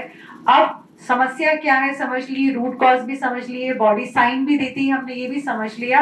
अब प्रिवेंशन, क्या तरीके हैं कि हम इससे बच सकते हैं ताकि हम इस सिचुएशन में फॉल ही नहीं करें। तो अगेन, जो सबसे पहली वजह थी उसी को हम करेक्ट कर लें, अनहेल्दी डाइट को हम हेल्दी डाइट में शिफ्ट कर लें। तो इसमें सबसे इंपॉर्टेंट है कि बहुत ही सिंपल मैं आपको तरीका अगर बता दूं, कोई भी चीज जो नेचुरल है या कोई भी चीज होलसम जो कंप्लीट होती है, आप अगर वो खा रहे हैं तो आपको तकलीफ नहीं होगी। जैसे कि फ्रूट्स खाइए, फ्रूट जूसेस मत लीजिए। आप दालें लीजिए, उसको भिगोइए, आप पूरी दाल को जो है ब्रेक डाउन मत करिए। कोई भी चीज जो होलसम नेचर से आपको डायरेक्टली मिल रही है वो आप कंज्यूम करिए। आप ऑयल अगर ले रहे हैं खाना बनाने का, तो वो जो नेचुरल ऑयल है, कोल्ड प्रेस, रिफाइंड नहीं, ट्रांस फैट्स नहीं, पाम ऑयल नहीं, जो भी नेचुरल ऑयल्स हमारे आसपास हमको मिलते हैं, अगर आप वो कंज्यूम करेंगे तो आपको डाइट में बहुत ज्यादा सोचना नहीं पड़ेगा, बहुत सारे सुपर फूड्स की तलाश में नहीं निकलना पड़ेगा, बहुत सारा खर्चा करने की जरूरत नहीं है। सिर्फ अपनी डाइट को सिंप्लीफाई करके होलसम नेचुरल, दो ही मंत्र है, होलसम एंड नेचुरल। जो नेचर ने जैसा दिया है उसको, जो पकाने की जो प्रक्रिया है नेचुरल, वो करिए, और आप उसको जो है जितना हो सके आप नेचुरल फॉर्म में आप खाइए। ये सबसे बेस्ट तरीका है। उसके अलावा जो है नेचुरली जो भी आपके फ्राइड आइटम है, जो भी आप प्रोसेस फूड आप देखते हैं बाजारों में, उनका कंजम्पशन जितना कम करेंगे उतना ही प्लाक का फॉर्मेशन कम होगा, उतना ही आप अपने शरीर में प्री मैच्योर प्लाक फॉर्मेशन से आप बच जाएंगे। 10 मिनट बस मैं लूंगी आपके, राइट। तो कोई भी चीज जो रिफाइंड हो रही है, कोई भी चीज जो प्रोसेस हो रही है, कोई भी चीज जो अननेचुरल है, उन सबको आप अपने किचन से निकाल दीजिए, तो आपकी समस्या का समाधान वहां पे शुरू हो जाएगा। उसके अलावा जो है इनएक्टिव नहीं रहना है, जैसे मैंने पहले भी कहा, सिर्फ जिम नहीं, आप पूरा दिन एक्टिव रहिए। आप अपने लाइफस्टाइल को जो है जरा इनएक्टिविटी से बाहर आके एक एक्टिव लाइफस्टाइल जिए, जिसमें आप नेचर से कनेक्ट हो, आप धूप लें, आप वॉक्स पे जाएं, आप नेचर में जाएं, राइट। तो ये बहुत जरूरी है। सिंपल है। स्मोकिंग, देखिए जो रूट कॉज थे उन्हीं को हटा दीजिए, स्मोकिंग बंद कर दीजिए, अल्कोहल कंजम्पशन मिनिमाइज कर दीजिए, डाइट को क्लीन कर दीजिए, एक्टिव हो जाइए, सारी समस्या का समाधान वहीं पे छुपा है। अपने आप आपका शरीर हेल्दी रहेगा, अपने आप नींद आएगी, अपने आप डाइजेशन भी अच्छा होगा। तो बहुत ही सिंपल तरीका है। उसके अलावा रेगुलर मॉनिटरिंग जो है, नंबर से आप डरिए नहीं, रेगुलर डायग्नोस्टिक, रेगुलर मॉनिटरिंग आप करते रहिए, ब्लड प्रेशर, लिपिड प्रोफाइल जो बेसिक है। और एट द सेम टाइम बहुत इंपॉर्टेंट मैं आपको यहाँ पे देना चाहूंगी डिस्क्लेमर कि अगर आप रिपोर्ट्स निकालते हैं, गॉड फॉरबिड कोई भी पैरामीटर्स ऊपर नीचे आ जाते हैं, तो एक डॉक्टर से दूसरे तीसरे के पास भागना बंद करिए। ये नंबर्स ओवरनाइट नहीं बने थे, सालों हफ्तों से मेहनत से आपने इकट्ठे करके अपने पैरामीटर्स बिगाड़े हैं। आराम से देखिए क्या क्या मॉडलिटीज आपके पास हैं, कौन से नेचुरल तरीके हैं इनको रिवर्स करने के, रिवर्स हो सकते हैं। तो आप इन नंबर से डर के डॉक्टर्स के पास भाग के बहुत सारी मेडिसिन लेने के बजाय आराम से खुद से बात करिए कि मेरे ये पैरामीटर्स डिस्टर्ब हुए हैं, अब मुझे कंट्रोल लेना है सिचुएशन का, अपने शरीर का, और मुझे इन पैरामीटर्स को करेक्ट करना है, जिसकी बहुत सारी मॉडलिटीज हैं, functional medicine, diet, reiki, homeopathy, Ayurveda, बहुत तरीके हैं। तो आप सबसे पहले इन्हीं तरीकों पे आप जाइए, फिर आपको दवाई की जरूरत ही नहीं पड़ेगी, क्योंकि मेडिसिन जो है वो सिर्फ सिम्टम्स आपके ट्रीट करेगी, आपका रूट कॉज को ठीक नहीं कर पाएगी। तो आराम से बिना डर के, अगर नंबर्स बिगड़ भी जाएं तो उनको रिवर्स किया जा सकता है। आराम से मॉडलिटीज को आप एक्सप्लोर करिए, तो ये बहुत जरूरी है। बिल्कुल लास्ट टॉपिक में ले रही हूँ कि अगर गॉड फॉरबिड एक इमरजेंसी सिचुएशन क्रिएट हो गई, आपके सामने कोई बेहोश हो गया, आपके सामने कोई ऐसा इंडिविजुअल जिसको ये सारे हार्ट अटैक के सिम्टम्स आ गए, तो ऐसे में आप क्या कर सकते हैं? सबसे पहले मेडिकल हेल्प को डेफिनेटली आप इमीडिएटली कॉल करिए। जैसे मैंने कहा कि एक्यूट सिचुएशन क्रिएट हो गई है, एक्यूट सिचुएशन में डेफिनेटली मेडिकल फ्रेटर्निटी ने तरक्की की है, वहां वो अपना काम कर सकते हैं जहां पे लाइफ सेविंग सिचुएशन क्रिएट हो जाती है। तो प्रिवेंशन अगर आप नहीं कर रहे हैं और ये सिचुएशन क्रिएट हो गई, तो यहाँ भी अब जान को तो बचाना ही है, जान है तो जहान है, ये हम सब जानते हैं, राइट। तो सबसे पहले मेडिकल हेल्प के लिए आप कॉल करिए। अगर सिम्टम हार्ट अटैक से मैच करते हैं तो वहां पे अगेन यहाँ पे मैं एक डिस्क्लेमर दूंगी, ये आप अपने फिजिशियन, फैमिली डॉक्टर जो आपकी हिस्ट्री जानते हो उनसे पूछ के ही आप ले सकते हैं। आप 150 mg एस्पिरिन पेशेंट के मुंह में आप डाल सकते हैं, अगेन बिना फिजिशियन के पूछे ये नहीं करेंगे।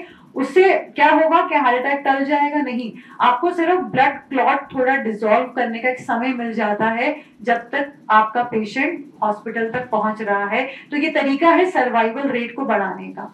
दूसरा, कोई मेडिकल हेल्प नहीं मिल रही है, कोई फिजिशियन नहीं है, आपकी पेशेंट की मेडिकल हिस्ट्री उनके पास नहीं है, अनजान आदमी है, एक जिंजर का टुकड़ा आप लीजिए, उसमें वो सारी प्रॉपर्टीज हैं जो एस्पिरिन में होती हैं, अदरक का एक टुकड़ा मुंह में डाल दीजिए, उसको बोलिए चबाते जाओ, चबाते जाओ, चबाते जाओ। तो वहां पे उसको एक सर्वाइवल का समय मिल जाएगा। ये तब अगर आपको वहां पे सिचुएशन में लग रहा है कि किसी पेशेंट को हार्ट अटैक आ रहा है। अगर आपको लग रहा है कि पर्सन कोलैप्स हो गया, आपके सामने बेहोश हो गया है, अनकॉन्शियस हो गया है, उसकी हार्ट बीट, पल्स सब कुछ बंद हो चुके हैं, तो यहाँ पे एक ही तरीका है सर्वाइवल जो है उस इंसान को देने का। आपके पास 3 से 4 मिनट का ही वक्त होता है और आप सब उस वक्त डॉक्टर का काम कर सकते हैं। मेडिकल हेल्प अगेन सबसे पहले कॉल करनी है, उसके बाद इमीडिएटली सीपीआर दीजिए। और इसीलिए हमारे इंडिया में जो है सर्वाइवल रेट कम है, क्योंकि हमारे यहाँ पे सीपीआर की ट्रेनिंग स्कूल कॉलेज में नहीं दी जाती है। यहाँ पे एक बहुत बड़ी अनाउंसमेंट मैं करूंगी, डॉक्टर बंशाली बहुत जल्द एक वर्कशॉप कंडक्ट कर रही हैं सीपीआर ट्रेनिंग के लिए। कोई टेक्निकल चीज नहीं है, हर आम आदमी सीख सकता है सीपीआर देना। अगर आपको सीपीआर ट्रेनिंग आती है तो आप राह चलते घर में कहीं भी, गॉड फॉरबिड अगर किसी को कार्डियक अरेस्ट आ जाता है तो आप वो जान बचाने की क्षमता रखते हैं। तो ये बहुत अपने आप में बहुत कमाल की फीलिंग है कि हमने उस इंसान की जान बचा दी। तो सीपीआर की ट्रेनिंग आप सब लीजिए। उसके अलावा एक डिवाइस होता है एईडी। अगर वो डिवाइस हम आप आसपास अपने ऑर्गेनाइजेशन में, स्कूल में, कॉलेज में, यहाँ वहां सब इंस्टॉल करना शुरू कर दें, और एईडी की ट्रेनिंग भी आप ले सकते हैं। एक सिंपल डिवाइस होता है, बहुत टेक्निकल नहीं है उसको यूज करना। एक आम आदमी आराम से सीपीआर की ट्रेनिंग ले सकता है और एईडी डिवाइस यूज करना सीख सकता है। अगर ये दो चीजें अगर आप कर लेते हैं तो ये जो 2% से नीचे का जो इंडिया का सर्वाइवल रेट है वो 10-20% से ऊपर चला जाएगा। हम बहुत सी जानें बचा पाएंगे। तो इसी पे अपना टॉपिक में फिनिश करूंगी। Definitely prevention is cure. हम इस बीमारी से बच सकते हैं, इस सिचुएशन को अपने कंट्रोल में ले सकते हैं, और अगर कोई इमरजेंसी सिचुएशन आ सकती है तो हम सबके पास ताकत है कि हम अपने सर्वाइवल रेट को कम से कम बढ़ा सकते हैं। तो इसी पे मैं आज समाप्त करूंगी। Thank you so much for giving your time. Thank you. बहुत खूबसूरत, बहुत सीधे सिंपल शब्दों में आज हमने सीखा किसी की जान बचाने के लिए क्या कदम लिए जा सकते हैं, और स्वाभाविक है पहले हमें अपनी जान नॉन मेडिकल होके भी कैसे बचाई जा सकती है, आहार में क्या फेरबदल करने हैं। Thank you so much Reema, really it was a wonderful section. Really पहली बार हमने कई चीजें ऐसी है जो हमने पहली बार सुनी नहीं। किचन में क्या क्या चीजों को चेंज करना, अभी तक हम प्रोसेस्ड ऑयल खा रहे थे। आई एम श्योर 50% के पास होगा प्रोसेस्ड ऑयल। आज हमने सीखा कि कोल्ड प्रेस ऑयल से रिप्लेस किया जाए। फ्रूट जूस ना पी के फ्रूट्स खाए जाए ताकि इंटेस्टाइन को फाइबर्स मिले। Thank you so much. अभी हमारे बीच में मौजूद हैं हमारे आयुष कमेटी के ग्रुप चेयरपर्सन डॉक्टर विजय। मैं उनसे निवेदन करूंगी कि कृपया वो क्लोजिंग रिमार्क्स दें। Over to you sir. Closing remarks के लिए आई थिंक 2-3 मिनट लेते हैं हम लोग। First of all apology that I could not join. Ayush committee का प्रोग्राम शायद 4 बजे ही रहेगा और मैं शायद कभी भी ज्वाइन नहीं कर पाऊँगा, बिकॉज हमारा दोनों का कॉन्ट्राडिक्शन है। मेरा यूनिवर्सिटी का टाइमिंग और आयुष कमेटी का मेंबर का टाइमिंग दोनों लगभग कभी भी मैच नहीं हो सकेगा, क्योंकि 4 से 5:30 बजे के बाद क्लिनिक रहता है सभी डॉक्टर का और मेरा यूनिवर्सिटी रहता है तब तक। So wonderful session by doctor Reema. Thank you for having an interaction or interactive session at Chamber of Commerce. Thank you Dr. Manshali ji for organizing this first session, I think, right, under the Ayush committee. Nipesh ji and Parul ji and all the team members as well as the participant. See, some of the things I was just looking at main topic. How many of you have had a early warning signs? किसी को आया हुआ है? मुझे भी आया था. At I think I crossed 86-87 kg. I reached to 89 kg ना. Suddenly alert आ गया, बेटा रुक जा अभी, थम जा. This was the call, and then I started maintaining myself based on the nutrition value only. So bone weight it is okay, but when it is under the fat or something irrelevant na, it is very important. So thank you for this kind of session. If I could have, then I could not have increased my weight even 1 or 2 kg. So very important, because I was associated with Vanita Vishram before this Oro University. There is a branch called dietitian or food and nutrition. So that has helped me out to maintain my health. And currently I am with the Oro University, which is believing into the meditation and yoga and pranayama all. So I am at a right place. Whether Ayush committee is new to the chamber, but thanks that we will have many new faces, new people of the Surat will be the part of this committee, and they will take the advantage of this committee. At least if we will save at least one life, that will be the outcome of this committee. Thank you so much. Thank you. you, sir. Thank you so much, good chairperson. Now, after vote of thanks, we will open the yes. After vote of thanks, official vote of thanks होने के बाद समय हमारा 5:30 था, तो समय पर हम पहले official vote of thanks complete करेंगे. Then will open the forum for question answer. Then will take at least 4-5 questions. Now I request doctor Nipesh Patel for vote of thanks. Thank you chairman doctor Manshali ji. आप सब यहाँ पे अपना कीमती समय अपनी खुद की हेल्थ के लिए निकाल के आए हैं, तो खूब बहुत धन्यवाद आप सबको. मैं हमारे जो SGCCI के प्रेसिडेंट मिस्टर निखिल मद्रासी जी हैं, उनके साथ में ग्रुप चेयरमैन भावेश टेलर जी अवेलेबल थे, और आयुष के ग्रुप चेयरमैन है डॉक्टर विजय रादड़िया जी जो है अभी उपस्थित हुए. आज के जो स्पीकर रहे डॉक्टर रीमा अग्रवाल, उन्होंने काफ़ी इंटरेस्टिंग सब्जेक्ट, और जो अपना बॉडी का मेन पार्ट जो है वो हार्ट है, तो उनको कैसे प्रिवेंशन करना है, समझना है अपने बॉडी को, अपने हार्ट को समझना है, और क्या खान पान में ध्यान रखना है. बहुत चीज़ें जुड़ी हुई होती है, खाली फूड नहीं है, लेकिन मेंटल स्टेटस भी उतना ही इम्पोर्टेंट है. तो जिस लेवल पे अभी जो हार्ट के इश्यूज बढ़ रहे हैं, गवर्नमेंट अपना रोल कर रही है, लेकिन अपना हेल्थ, अपनी जान वो अपने हाथ में तो है, मुंह ऐसा बोल सकते हैं, खाली हाथ में नहीं है, अपने मुंह पे भी है. और सबसे पहले माइंड है, माइंड इज सुपर पावर, तो सब मन से ही शुरुआत होती है. तो मैडम जानती है कि सब इसके साथ में माइंड का रोल कितना इम्पोर्टेंट है. और doctor Manshali ji, thank you so much जो मुझे ये अपॉर्चुनिटी दी, और ये हम लोग सब मिलकर आयुष का SGCCI का जो main Ayush committee first time in history plan हुआ है, इसको कंटिन्यू रखेंगे. और उसके साथ में इसका मेन पर्पस जो है ये प्रिवेंशन एंड हेल्थ अवेयरनेस, इसके ऊपर हम लोग ज़्यादा काम करेंगे, तो service better to society. Mister Rahul ji जो अपने SGCCI के फोटोग्राफर है, थ्रू आउट इधर अवेलेबल है, सबके फोटो फिर जाएंगे सोशल मीडिया पे. तो thank you so much again all of you जो आप इंटरेस्टेड है, और ये मैसेज जो है आप पास ऑन करना है प्लीज़, ये हमारी रिक्वेस्ट है.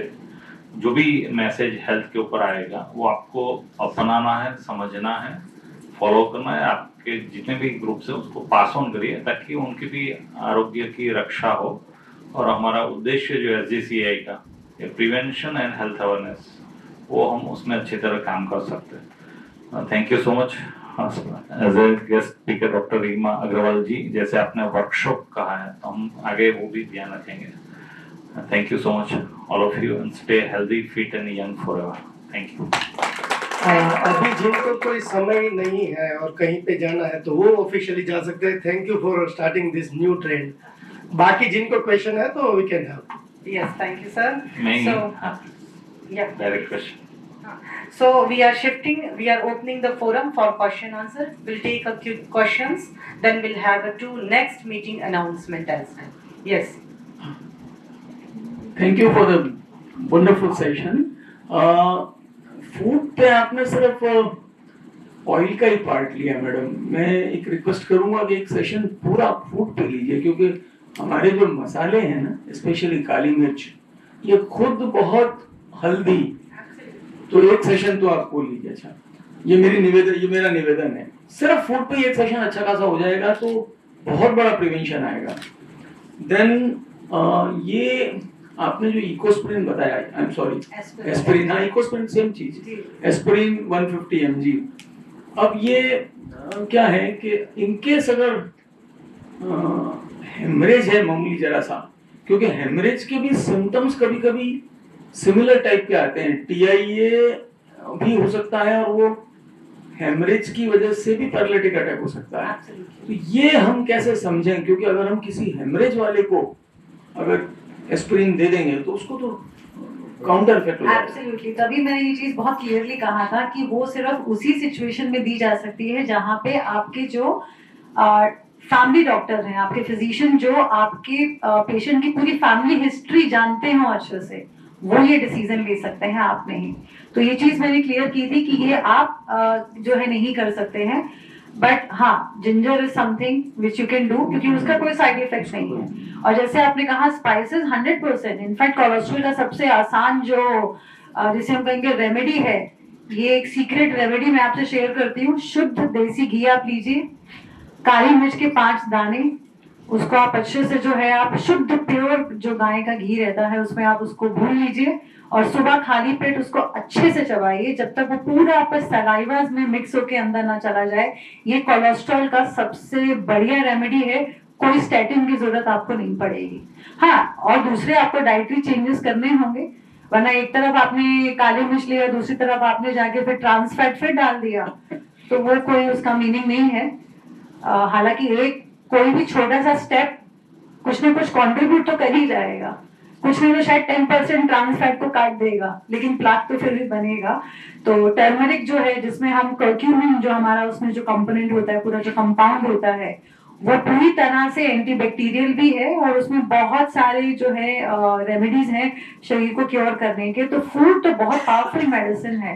समय की कमी थी, बहुत डिटेल में मैं उस सब्जेक्ट को नहीं ले पाई, बिकॉज आज का मेरा उद्देश्य था एक आम लोगों तक ये मैसेज पहुंचाना कि आप इस कंडीशन, इस समस्या को समझो कि क्या है, उसके सिम्टम से आप अवेयर रहो बिना किसी डर के, और अगर कोई स्थिति क्रिएट हो गई तो उसे आप कैसे हैंडल कर सकते हैं इमरजेंसी में, ताकि हमारा सर्वाइवल रेट बढ़े, और प्रिवेंशन किस तरीके से कर सकते हैं।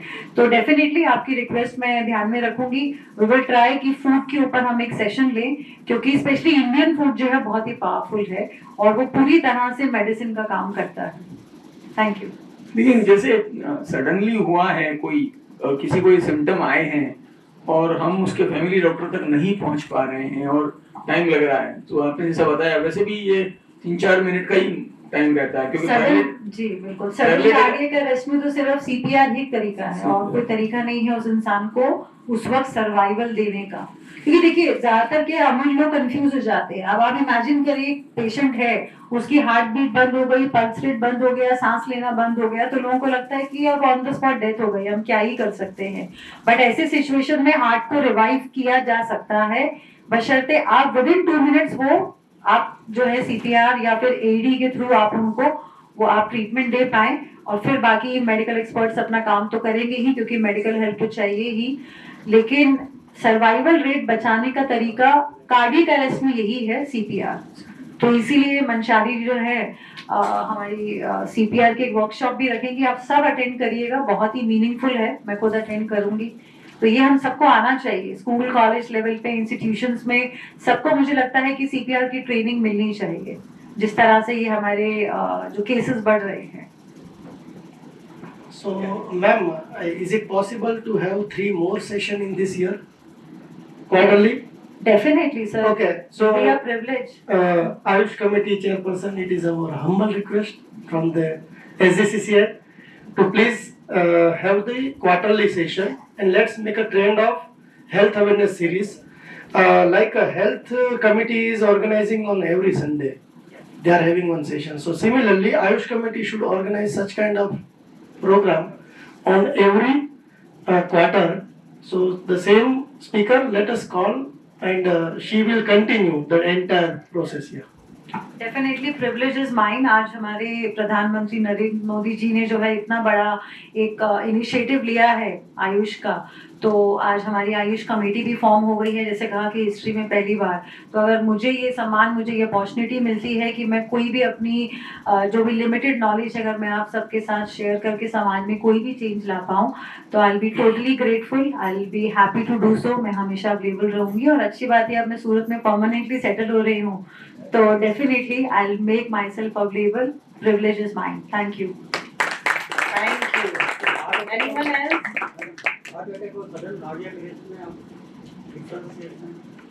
जी मैंने एक्चुअली ठीक है, मैं आपको देखिए हार्ट अटैक बेसिकली जो है वो एक ऐसी सिचुएशन है जहाँ पे जो ऑनसेट सिम्टम आएंगे। बेसिकली हार्ट अटैक एक ऐसी स्थिति है जहाँ पे हार्ट में ब्लड पहुंचना बंद हो गया, जो ऑक्सीनेटेड ब्लड होता है, हमारी जो कॉन्ट्री आर्टरी है उसमें प्लाक जमना शुरू हो जाता है। उसकी वजह से हार्ट में जब आपका इनफ ब्लड नहीं पहुंचता है तो उसके सेल्स धीरे धीरे डाई हो जाते हैं, और एक सिचुएशन में पेशेंट ऐसी उसमें स्लिप हो जाता है, जिसे हम बोलते हैं heart attack. Right. Whereas cardiac arrest एक इलेक्ट्रिकल माल फंक्शन है, मतलब जैसे बिजली की तार कटते ही सब लाइट उड़ जाएंगी। अभी मैं यहाँ पे एक मेन वायर काट दूं तो इस रूम की सारी लाइट, एसी, सब कुछ एक साथ बंद हो जाएंगे, राइट। तो वही काम कार्डियक अरेस्ट की सिचुएशन में होता है, इसलिए इसको सडन कार्डियक अरेस्ट कहा गया है, जहां पे इलेक्ट्रिकल माल फंक्शन हो जाता है, उसमें हार्ट बीट करना बंद कर देता है। हार्ट अटैक में हार्ट बीट कर रहा है, पेशेंट कॉन्शियस है। कार्डियक अरेस्ट में पेशेंट अनकॉन्शियस हो जाएगा, कोलैप्स हो जाएगा और उसका हार्ट, उसका दिल धड़कना बंद हो जाएगा, पल्स भी नहीं मिलेगी, सांस लेना बंद। तो टेक्निकली इसको एक आमतौर से लोग सोचते हैं ऑन द स्पॉट डेथ हो गया, बट इसमें अच्छी बात यह है कि 2 से 3 मिनट का समय मिलता है उस इंडिविजुअल के हार्ट को रिवाइव करने का। बट सैड पार्ट ये है कि क्योंकि हमारे यहाँ पे सीपीआर की ट्रेनिंग नहीं दी जाती है, स्कूल कॉलेज लेवल पे बहुत ही रेयर किसी को सीपीआर की जो है नॉलेज है, तो जब तक वो इंडिविजुअल हॉस्पिटल में पहुंचता है ऑन द स्पॉट उसकी डेथ हो जाती है, बिकॉज 2 मिनट में हॉस्पिटल में पहुंचाना शहरों में तो नामुमकिन है, गांव में भी पॉसिबल नहीं है। तो ऐसी सिचुएशन में हर आम इंसान जो है उस पर एक डॉक्टर का रोल, एक जीवन दाता का रोल प्ले कर सकता है अगर वो सीपीआर ट्रेन्ड है। तो कार्डियक अरेस्ट में आपका इलेक्ट्रिकल माल फंक्शन होगा और सब बंद हो जाएगा, हार्ट की बीट्स नहीं होंगी और पेशेंट अनकॉन्शियस हो जाएगा। और एईडी कोई इंस्ट्रूमेंट है या जी, एईडी जो है एक हमारा डिवाइस होता है, हैंडी डिवाइस है। कॉस्ट इसकी तकरीबन 1 से 2 लाख के बीच में होती है, डिपेंड कौन सा ब्रांड, कौन सी कंपनी का आप लेते हैं। और ये इतना बड़ा कॉस्ट भी नहीं है जान बचाने के लिए, जहां एक मोबाइल हम हर 6 महीने में लोग चेंज कर रहे हैं 1 लाख का, कौन सा नया आईफोन का सीरीज आया लोग ट्रैक रखते हैं, तो इतना बड़ा कॉस्ट नहीं है। तो एईडी की जो डिवाइस है, वो मेरी अपील है इस प्लेटफॉर्म के थ्रू, देखिए कहाँ तक पहुंचती है ये अपील, कि हर इंस्टीट्यूशन, हर ऑफिस, हर जगह पे ये डिवाइसेस अवेलेबल होनी चाहिए और उस डिवाइस को यूज करने की ट्रेनिंग भी दी जाए विद सीआरपी। तो वहां भी हमारा सर्वाइवल रेट बहुत हाई हो जाएगा। बहुत सी कंट्रीज में ये फैसिलिटीज हैं जहाँ पे ये ट्रेनिंग दी जाती है, स्कूल कॉलेज में लोग काफी जो है ट्रेंड है। एईडी डिवाइसेस हर जगह इंस्टॉल किए जाते हैं, हर इवेंट में कंपलसरी है एईडी डिवाइस होना। तो अभी जितने भी जो डेथ हमारी इवेंट्स में हुई थी, अगर ये डिवाइस होता और वहां कोई जानकार होता तो उस डिवाइस को यूज करने की अगर उसको नॉलेज होती, वो जान बचाने की ताकत रखता था। तो और एट द सेम टाइम अगर आपको लगता है कि फैमिली हिस्ट्री है, घर में कोई ऐसा पेशेंट है जहाँ पे वल्नरेबिलिटी ज्यादा है इस तरह की सिचुएशन क्रिएट होने की, तो वहां पे आप ये डिवाइस घर पे भी आप खरीद के रख सकते हैं। हजारों तरह के इलेक्ट्रॉनिक गैजेट्स हम रखते हैं, एक एईडी की मशीन भी आप घर पे रखिए, उसका यूसेज आप सीख लीजिए। गॉड फॉरबिड, भगवान नहीं करे, अगर ऐसी कोई स्थिति आ गई तो कम से कम आप अपने लव वन की जान बचाने की कोशिश कर सकते हैं और काफी चांसेस हैं आप उस कोशिश में कामयाब भी हो जाए। बहुत सारी कंट्रीज में एईडी प्रोवाइड है, इंडिया में ऐसा नहीं है प्रमोशन। Yes, madam. बहुत सारी Then countries में। ये madam then left and right. Yes. So my question is to Dr. Vijay and Dr. Manshali, a little different from the current topic. Dr. Reema has been very, very informative, and I know each one of us will have a lot of other questions also because it's a very crucial topic. My question to you is, जैसे आप लोग ने आयुष बोला, if you guys could brief us a little bit about what Ayush is, because I had a tiny proposal. So the complex that I live in, Surat, has around a population of 2,000 people. It's like a complex in Bhatar. I don't know if you've heard about it. It's called Ashirwad Palace. You know, so I personally thought that she's wonderful. I saw how Dr. Reema has, and this is a crucial topic which is applying to every age group, you know, as we know. So just giving her that honor, and I don't know how Ayush works. If a workshop and obviously a seminar can be conducted at such a complex, where you know that a lot of people would be participating, because we have our own banquet hall also, and all informative people are there. If I don't know how the concept of Ayush works, then I would be more than happy to help and connect people. And if Dr. Reema could be on board, so we will have a good set of people, and obviously a very informative session, because I'm sure everybody out here must be full of questions, but because of time limits, none of us can actually accommodate it. So please just brief us a little bit about how Ayush works. Yes, on the platform of chamber, this is the chamber protocol where we organize today's session. This is our first session. But what you are offering is very thank you. This we can work out, but Dr. Rima directly can coordinate with you. You have a one-to-one with her and you can organize. That is not an issue, I guess. Second is also possible, that is if Dr. Rima agrees, then it is not necessary that all the events in the chamber should happen in the chambers only. So some of the events, as he has rightly suggested that CPR training should be given to the kids as well as the collegians also. So that kind of event can be go outside only, and we can conduct it outside only. So similarly, if a good amount of people are there, and if they are really keen on, I think Dr. Rima, if you spare 1 or 2 hours, not 2 hours, 1 or 2 hours, 2 to 3 hours, whenever you are having a time, social time, then definitely you can suggest us the chamber as a Ayush committee. You can plan out the event at their venue only. The same should be coordinated by the co-chairman and the team member. And a few of the members of the Ayush committee should go there and they should facilitate the entire program over there. This is wonderful proposal by you, and chamber is always keen on how to involve these all aspects of society. I am from the academics. Let me tell you, I am non-medical doctor. But chamber is also involving the education as one of the part. And that's why we are gathered over here. And this is a part of educating. See, from here, there is no outcome to directly industries. But yes, industries will run only the human will be alive. Otherwise, no machines will work without human interventions. So we can thought of that, and if she is agreed, we can plan out that also. Yes, once. we'll take it on one-to-one. Definitely we'll go ahead. Now there is a 2 meeting announcement. Yes, ma'am, your question. This last question I will take. Yes, ma'am, please. Thank you. As a गर्भ संस्कार and parenting educator, I feel that society में खास करके food habits children की सही होनी चाहिए. Cause junk food जो है वो children से शुरू हो रहा है, right? अगर वहाँ पे कोई awareness हम डाल सके, this is a suggestion, right? तो वहाँ से आगे एक lifestyle पूरी change हो जाएगी. तो जो ये situation cardiac arrest है, इसके अलावा ब्रेन स्ट्रोक है, इसके अलावा जो डायबिटिक एंड लाइफस्टाइल डिजीजेस है, वहाँ प्रिवेंशन बहुत मास लेवल पे हो पाएगा, right?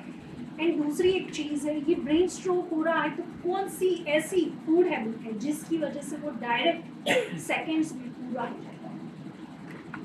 Okay. First of all it's really great कि आप जो काम कर रही हैं वो काफ़ी इंटरेस्टिंग है, गर्भ संस्कारा, क्योंकि कहते हैं ना कि जहाँ पे गर्भ में ही अगर आपने ये चेंजेस आ सकते हैं अगर पेरेंट को एजुकेट उसके बारे में. एब्सोल्युटली. तो यहाँ पे मुझे लगता है सिर्फ बच्चों का नहीं, mother and daughter, mother and son, माँ बच्चे, इनके अगर कोई वर्कशॉप्स कंडक्ट होती हैं तो बहुत ज़्यादा अहम रोल वो प्ले करेंगे.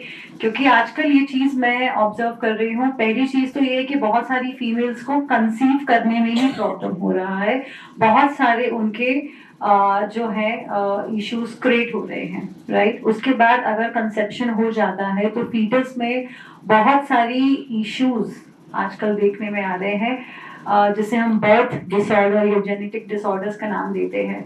जैसे भी आजकल बच्चों को जो है सिंस चाइल्डहुड लैक्टोज इंटॉलरेंट हो रहे हैं. तो हमने बहुत साल पहले ये सब चीजें नहीं सुनी थी कि बच्चों को पैदा होते ही उनको जो है ग्लूटेन इंटॉलरेंट है या लैक्टोज इंटॉलरेंट है. तो यहाँ पे देखिए बच्चे का इसमें कोई वो नहीं है, बच्चे जो मैंने तो कुछ खाया ही नहीं भाई, ऐसे अब क्या हो गया ऐसा.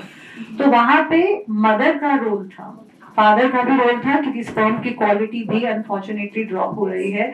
तो यहाँ पे मदर ड्यूरिंग प्रेगनेंसी आचार व्यवहार खान पान जो करती हैं, जिस तरह का लाइफस्टाइल वो स्पेंड करती हैं, जिस तरह की चीजें वो खाती हैं, जिस तरह के माहौल में वो रहती हैं, वो चीजें ही उनके फीटस पे इम्पैक्ट करती हैं. और उनकी सबसे पहले तो मदर की हेल्थ, क्या वो वाकई ही कंसीव करने के लिए उनका शरीर भी तैयार है कि नहीं है. अगर आपके शरीर में ऑलरेडी बहुत सारी प्री डेफिशिएंसीज हैं तो बहुत जरूरी है कि पहले आप एक जो है अपने शरीर को तैयार करिए। देखिए जल्दबाजी में पॉपुलेशन तो वैसे ही बढ़ रही है, 140 करोड़ जनसंख्या इंडिया की हो चुकी है, तो आप पहले अपने शरीर को मदर तैयार करें। अच्छी डाइट, अच्छा न्यूट्रिशन, अच्छी सोच, वो सब बहुत जरूरी है। जैसे डॉक्टर निपेश ने भी कहा कि definitely mind plays a very big role. आपके थॉट्स जो है वो सबसे ज्यादा इंपॉर्टेंट रोल प्ले करते हैं। अगर आप all the time negative thinking में है तो आपकी शुगर क्रेविंग ऑटोमेटिकली बढ़ जाएगी, और आपका केमिकल कॉम्पोजिशन, आपका माइक्रोबायोम, हर चीज रिलेटेड है, एक सिनर्जी क्रिएट करता है। तो आपका किस तरह का जो है सोच है, आप क्या खाते हैं, ये सारी चीजों को जब आप करेक्ट करके अगर आप कंसीव करेंगे तो आप एक हेल्दी चाइल्ड जो है आप उसको डिलीवर कर सकते हैं। और देन रिस्पॉन्सिबिलिटी यहाँ खत्म नहीं, यहाँ शुरू हो गई। हम बोलते हैं कि child is basically 20 years project, कि आपको राइट फ्रॉम स्टार्टिंग बच्चों को वही चीजें आप दीजिए जो अभी जैसे एक बहुत ही जो है मतलब बड़ा डिस्टर्बिंग सा चलन देखने में आ रहा है कि पेरेंट्स बिजी हैं, बच्चे को मोबाइल देके बैठ जाओ तो अब हमको वो अनॉय नहीं करेगा। तो अब आप सोचिए, आप बच्चे की ब्रेन ग्रोथ, जो आपने कहा कि ब्रेन स्ट्रोक, तो सबसे पहले तो रेडिएशंस को ड्रॉप करना पड़ेगा। जो ब्रेन स्ट्रोक के सबसे मेन जो रीजन बन रहा है, इसके दो रीजन है। एक है ट्रांसफैट का एक्सेस कंजम्पशन, जो कि आपके हर तरह के प्रोसेस, अल्ट्रा प्रोसेस फूड में पाया जाता है, जो कि इन्फ्लेमेशन, सूजन क्रिएट कर देता है आपके ब्रेन में। और at the same time excess exposure of radiation since childhood, मतलब एक इन्फेंट बेबी के हाथ में 4-4, 5-5 घंटे मोबाइल रहता है। तो ऐसे में बच्चा जो है वो तैयारी आपने कर दी, उसकी ग्रोथ आपने, क्योंकि देखिए पहले के जो 5 साल होते हैं वो बहुत इंपॉर्टेंट होते हैं आपकी ब्रेन की डेवलपमेंट के लिए। तो आपने उस पूरी डेवलपमेंट प्रोसेस को ही आपने हाईजैक कर दिया है, क्योंकि आपको समय चाहिए, या आपको लगता है कि यही तरीका है अभी पेरेंटिंग का। तो पेरेंटिंग के तरीके ही बदल चुके हैं। तो इसी वजह से हम ये सारी कंडीशंस जो अभी हम देख रहे हैं, उसमें जो एज का ग्राफ जो गिर रहा है, उसके ये सारे रीजंस हैं। तो health is very holistic in nature. आपका जो थिंकिंग प्रोसेस है, आपका जो वाटर साइकिल है, फूड साइकिल है, आपका जो ओवरऑल एक्सपोजर है रेडिएशन से, हर चीज अपना एक रोल प्ले कर रही है। तो इन सब में करेक्शंस हमें करने की जरूरत है, और उसके लिए अगेन अवेयरनेस की जरूरत है। जी, thank you. Thank you so much. Now at the end of the session, I would like to announce the next date. 12 अगस्त को होगा हमारा नेक्स्ट सेमिनार, जो कि है स्वास्थ्य की सनातन यात्रा, योग और आयुर्वेद से भारत की ओर, जिसमें योग को लेकर एक वर्कशॉप होगा और आयुर्वेदा के ऊपर आयुर्वेद की कौन सी टिप्स है जो आहार और विचार को इम्पैक्ट करेंगे, इस पर विषय होगा। श्री घनश्याम भाई जी लोखी इसके स्पीकर होंगे। 12 अगस्त को प्रोबेबली 5 बजे का टाइम है। आप सभी को फ्लायर्स शेयर किए जाएंगे, सो आप सभी जुड़ें और आयुष की यात्रा में अपना सहयोग दें। So thank you so much audience for a wonderful event. Successful programme. Being an assessor, मुझे क्या लगता है वो मैं बताता हूँ। हमने ऑफिशियली इसलिए वोट ऑफ थैंक्स करवा दिया था कि we wanted to assess that what is the impact of this programme, right? And this should be the impact of the program whenever it is happening, wherever it is happening. So I request that second time we should have more beneficiaries who can take the advantage of the session. If you don't know about Ghanshyam Bhai Lokhi, Tapi Fruit Processing, Tapi Foods,